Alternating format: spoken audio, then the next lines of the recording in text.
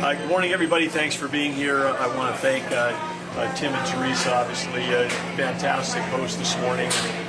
What an amazing business, and this is the best of America right here. You got an entrepreneur who takes a risk with his wife, starts this business, and now creating jobs and creating community. What's going on here? I mean, how do you have a better morning? We've already met a veteran here today, one of your customers, and then we meet another incredible story about a young person that's in recovery, building a business. And so this is where it's happening, and it's in places like Sobe Meats where this election is going to be determined. I'll talk about that in a second, but I do want to thank the ambassador, now chairman of the GOP in Michigan, also for being here today and helping host us. And of course, I want to thank First Lady Catherine for everything she's doing across the country as she works to eliminate the shame and stigma of the disease and addiction.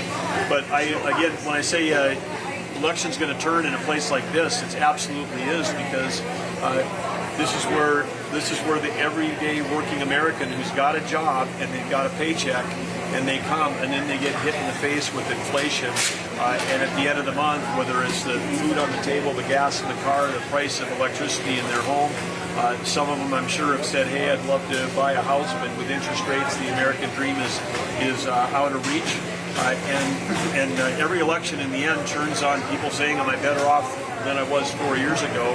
And I think everybody in Michigan is going to be able to say this is not a theoretical thing. They actually had an opportunity to live under when President Trump was in office for 4 years, and they were better off. The world was at peace. Our economy was stronger.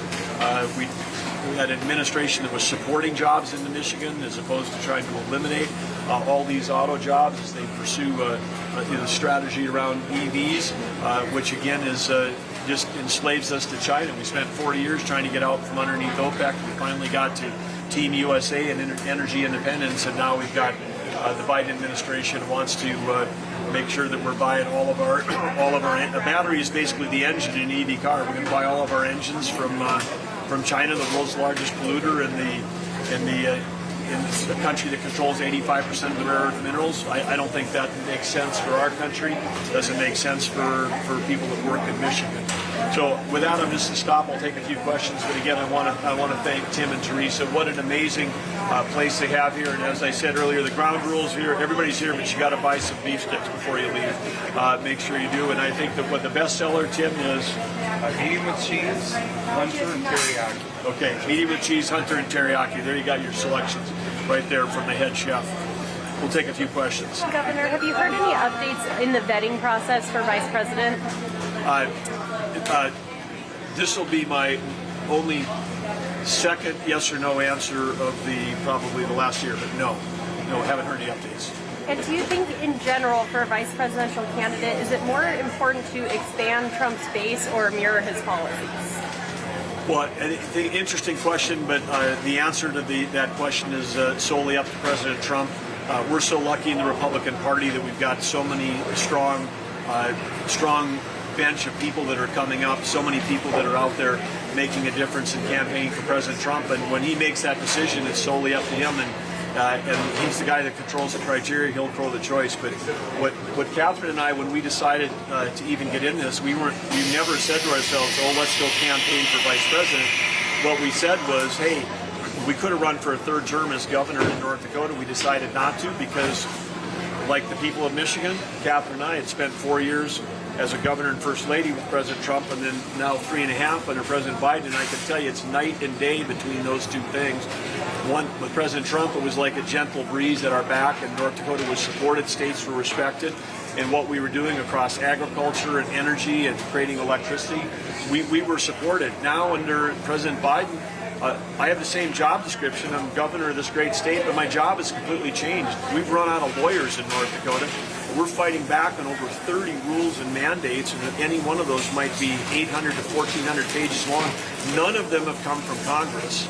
They're all just being sent down on top of us from these three-letter agencies, and they're raising the cost of everything. I can tell you exactly why food costs more and energy costs more, because what do we do in North Dakota? We create food and we create energy, and I can tell you the source of those increases is coming from all the regulation that is being piled on top of it. So if you want to find out what it's like to live in a dictatorship, we're living in one now, because a democracy, Congress sets the rules. In a dictatorship, one party just starts shoving rules down on a thing that raises the cost of everything. So the two of us decided, hey, we should spend our time this year making sure that President Trump gets back and the Trump administration gets back in the White House. That's what we're doing, and that's why we're here today. On day two of your presidential run, you said that abortion should be left up to the states. Former President Trump has now adopted that position. Have you advised him on any other positions? Are you helping him with debate prep? How often do you speak with him? Well, I would just say that it's been a real honor for Catherine and I to have spent as much time with the president as we have since we first endorsed him. We were the first presidential candidate who dropped out to endorse him. We were there on the stage in Iowa on that historic night. We were there with them in Nevada, and we've had the invitation so we just said, hey, we're on call. Call us if you need us, and we'll go. So we had a chance to spend quite a bit of time with him. And across that, we've had a lot of discussions, but the thing that I think that we really appreciate and wish every American could see President Trump the way we got to know him. We got to know him in a much closer way, but the guy is incredibly hardworking. He's a business person, just like Tim is, just like I was for all those years.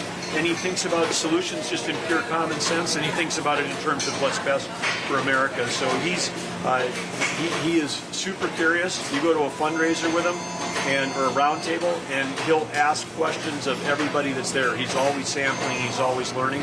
So I think he's getting great input. He's getting input from the American people on these policies. Have you helped him with debate? We've been in discussion with the Trump campaign team, but there's never been a better politician, a better debater, a better communicator. I mean, you look at the size of the rallies that people show up to hear President Trump.